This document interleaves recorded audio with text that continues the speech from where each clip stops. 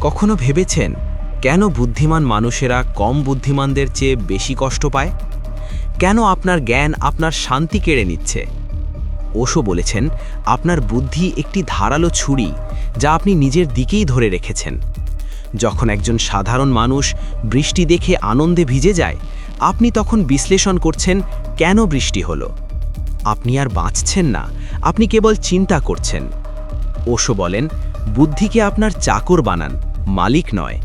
কাজের সময় বুদ্ধি ব্যবহার করুন, কিন্তু জীবন উপভোগের সময় বুদ্ধিকে দরজার বাইরে খুলে রাখুন, ঠিক জুতোর মতো। প্রকৃতির সাথে সময় কাটান, কোনো কারণ ছাড়াই হাসুন, বিচার না করে শুধু অনুভব করুন।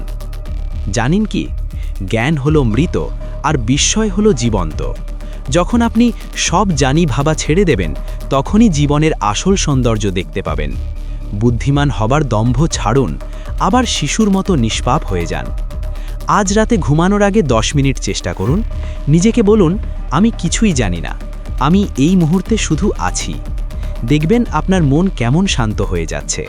মনে রাখবেন, বুদ্ধি দেয়াল তৈরি করে আর ভালোবাসা তৈরি করে সেতু। হিপনোসিস এডুকেশন বিডি, আপনার মনের রূপান্তরের সাথী। সাবস্ক্রাইব করুন আরও গভীর সত্যের জন্য।